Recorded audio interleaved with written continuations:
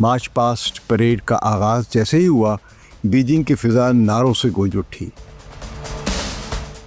ये चीन की जीत का दिन है। चीन की तारीख की सबसे बड़ी मिलिट्री परेड थी।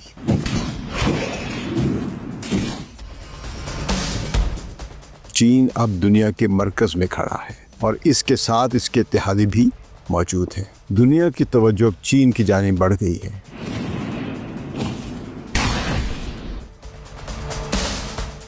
इंडिया के वज़ीर-ए-आज़म नरेंद्र मोदी इस परेड में मौजूद नहीं थे। ये गैर मौजूदगी बहुत कुछ कह गई।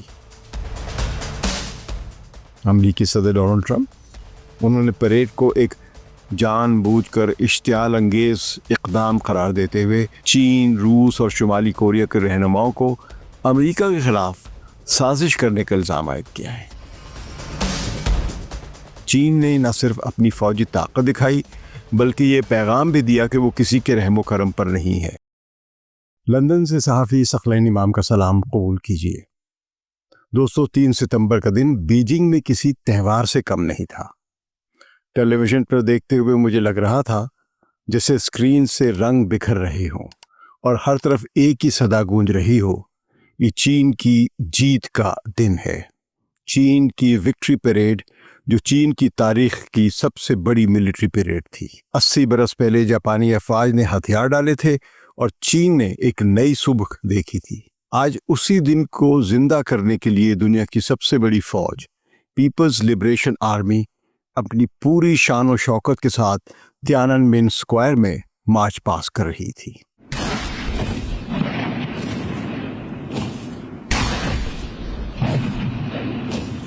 मार्च पास्ट परेड का आगाज जैसे ही हुआ, बीजिंग की फिजा नारों से गूंज उठी। तोपों की 80 सलामियां दी गईं, जैसे तारीख अपनी गूंज से ऐलान कर रही हो कि ये कौम अपनी कुर्बानियों को कभी नहीं भूली।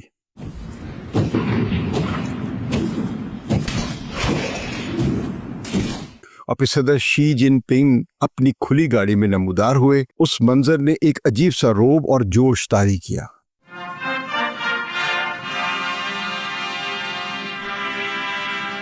इंतहाई मुनज़्ज़म और हम आहंग फौजी दस्तों की परेड, दस्तों को मुआयना करते हुए, हर दस्ते के सामने से गुजरते हुए सदर शी जिनपिंग ने बुलंद आवाज से कहा, तोंग जीमन हो, यानी दोस्तों, साथियों, सलाम, हेलो।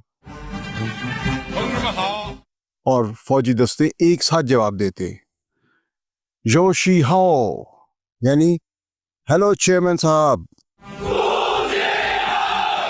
फिर सदर की आवाज गूंजती, तोंगजीमिन शिन खोला, साथियों, आपने बहुत मेहनत की है। और उस पर हजारों सिपाहियों ने बैक वक्त नारा लगाया, वन जिन मिन फू, मतलब हम अवाम की खिदमत करेंगे। और चीनी पीपल्स लिबरेशन आर्मी अपने अवाम की खिदमत के लिए डेडिकेट करती है अपने आप को। यकीन मानिए, ऐसा लग रहा था कि जैसे पूरे माहौल में एक वलवला गूंज रहा हो, एक जोश पैदा हो गया हो। कदमों की हम आहंगी,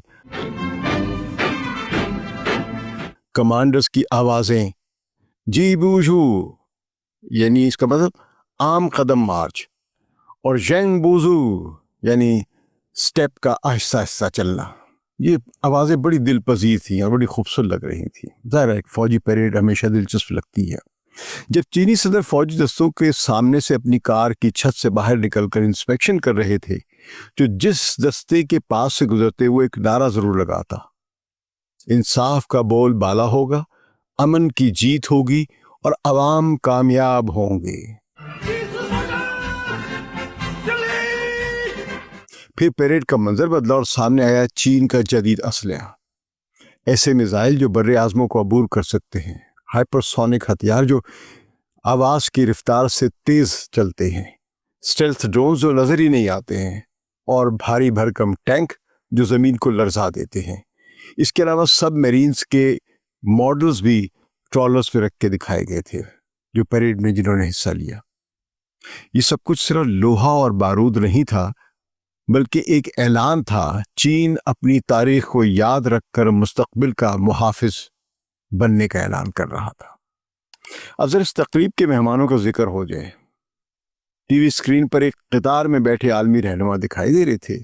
روس کے صدر ولادیمیر پوتین، شمالی کوریا کے leader Kim Jong Un, Pakistan کے وزیر اعظم شہباز شریف، ایران کے صدر مسعود پیزشکیان، ملیشیا اور انڈونیشیا کے سربراہان، بیلاروس کے، قازقستان کے اور کئی افریقی رہنماؤں کے بھی موجود تھے یہاں پہ۔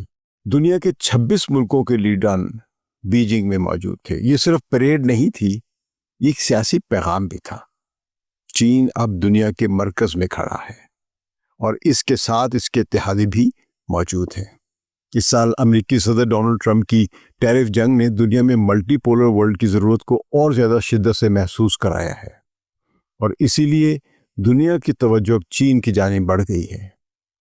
کسی نے خوب فقرہ کسا ہے، کامریڈ ٹرمپ، چین کو مضبوط کرنے کا شکریہ۔ تاہم بیجنگ کے مہمانوں کی اس فہرست میں ایک بڑا خلا بھی تھا۔ انڈیا کے وزیر اعظم نریندر مودی، جو 2 دن پہلے ہی چین آئے تھے، ایس سی او کی کانفرنس میں شرکت بھی کی تیانجین میں، اس پریڈ میں موجود نہیں تھے۔ یہ غیر موجودگی بہت کچھ کہہ گئی۔ پریڈ میں پھر وہ لمحہ جب صدر شی جن پنگ نے اپنی تقریر کی، جس نے اس تقریب کو اور زیادہ تاریخی بنا دیا۔ انہوں نے کہا، آج دنیا ایک فیصلہ کن موڑ پر ہے۔ یہ امن یا جنگ، یا مکالمہ یا تصادم، ہمیں وہ راستہ چننا ہوگا جو انسانیت کو امن اور خوشحالی کی طرف لے جائے۔ چینی عوام ایک نڈر، خود پر انحصار کرنے والی اور مضبوط قوم ہے۔ صدر شی نے کہا کہ ہم تاریخ کی صحیح سمت پر کھڑے ہیں اور ہم دنیا کے ساتھ مل کر مشترکہ مستقبل تشکیل دیں گے۔ صدر شی جن پنگ نے اس موقع پر اپنے سامعین کو یاد دلایا کہ وہ مارکس، لینن، ماؤ زیدونگ اور ڈیان زیاؤ پنگ کے نظریات سے جڑے رہے۔ یہ ان کا نظریاتی اعلان تھا کہ چین اب بھی مارکسسٹ نظریات پر قائم ہے۔ ان کے الفاظ سیدھے دل کو چھو رہے تھے۔ چین نے نہ صرف اپنی فوجی طاقت دکھائی، بلکہ یہ پیغام بھی دیا کہ وہ کسی کے رحم و کرم پر نہیں ہے۔ پوتن اور کم جونگ ان سمیت 26 عالمی رہنماؤں کی موجودگی نے صاف ظاہر کیا کہ ایک نیا عالمی اتحاد پروان چڑھ رہا ہے۔ یہ پریڈ ایشیا اور بحر الکاہل کے خطے میں طاقت کا نیا توازن بیان کر رہی ہے یا اس کی پیش خیمہ ہے۔ چین نے دنیا کو بتا دیا کہ وہ ماضی کا فاتح بھی ہے اور مستقبل کا رہنما بھی۔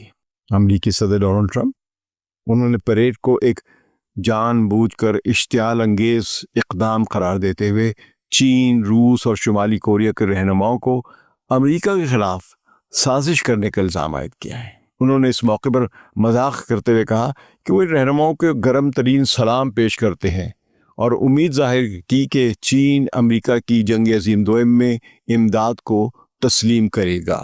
تائیوان نے اس پیریڈ کی مذمت کی اور شہریوں کو اس میں چینلز پر دیکھنے سے منع کیا۔ انہوں نے اس اقدام کو چین کی طرف سے طاقت کے استعمال کے ذریعے امن کی قیام کی کوشش قرار دیا ہے۔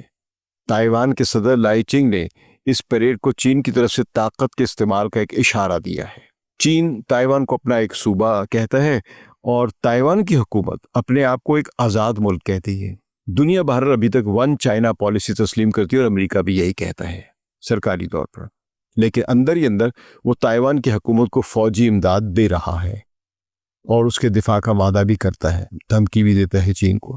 مغربی ممالک جیسے امریکہ، برطانیہ، جاپان، فرانس یا جرمنی اس تقریب میں شریک نہیں ہوئے، جس سے چین کے ساتھ ان کے تعلقات میں تناؤ اور اس پریڈ کی بین الاقوامی سطح پر اہمیت کا پتہ چلتا ہے کہ ان کے دل کو لگی ہے جا کے۔ روس کے صدر ولادیمیر پوتن اور شمالی کوریا کے رہنما کم جونگ ان اس تقریب میں شریک ہوئے، جس سے چین، روس اور شمالی کوریا کے درمیان بڑھتی ہوئی ہم آہنگی اور مغربی دنیا کے ساتھ تعلقات میں کشیدگی کا کھلا اشارہ ملتا ہے۔ امریکی ملٹری کے ایک جنرل نے چین کی بڑھتی ہوئی فوجی صلاحیتوں کو تسلیم کیا ہے، لیکن وہ کہتے ہیں کہ اس کے باوجود امریکی فوج کی دفاعی تیاریاں مضبوط ہیں۔ امریکہ ابھی بھی بہت بہتر ہے، ان کا خیال ہے۔ مجموعی طور پر اس پریڈ نے چین کی بڑھتی ہوئی عالمی طاقت، اس کی فوجی صلاحیتوں اور بین الاقوامی تعلقات میں اس کی پوزیشن کو بڑے واضح طریقے سے پیش کیا ہے۔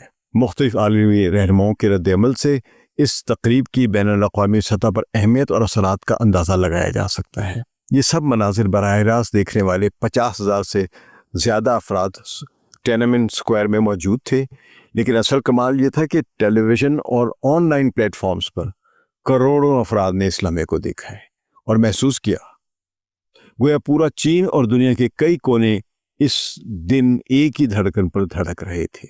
یہ پریڈ محض ایک فوجی مارچ نہیں تھا، یہ تاریخ کا اعادہ تھا، حال کا اظہار اور مستقبل کا اعلان بھی۔ ایک اعلان کہ چین اپنی قربانیوں کو یاد رکھے گا، دنیا میں امن، ترقی اور طاقت کا نیا باب لکھنے جا رہا ہے۔ اگر تیانجن میں ہونے والے SCO کے سربراہی اجلاس کے ڈیکلیریشن کے پس منظر میں تیانمن اسکوائر میں چینی پیپلز لبریشن آرمی کی یہ پریڈ دیکھیں تو چین مغرب کو پوزیشن آف اسٹرینگتھ سے امن کا پیغام دے رہا ہے، اور امریکہ کی بے لگام طاقت کے سامنے شاید یہ پیریڈ کم از کم علامتی طور پر مناسب جواب ہے۔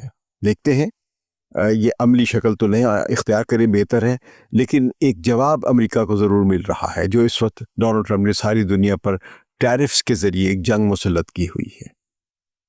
اس وقت یہ پیریڈ یا SCO کی جو کانفرنس ہوئی ہے، اس کے پس منظر میں ہمیں دو باتیں بڑی ذہن میں رکھنی چاہیے۔ ایک، یورپ میں جنگ چل رہی ہے یوکرین اور روس کی، اور ایک مڈل ایسٹ میں جنگ چل رہی ہے فلسطینیوں کی اور اسرائیل کی۔ تو دیکھتے ہیں چین کی یہ وکٹری پیریڈ ان پر کیا اثر ڈالتی ہے۔ اس ویڈیو پر کامنٹ ضرور کیجئے، اور اگر پسند آئی ہو تو دوستوں میں شیئر بھی کیجئے۔ ثقلین امام کو اجازت دیجیے۔ خدا حافظ۔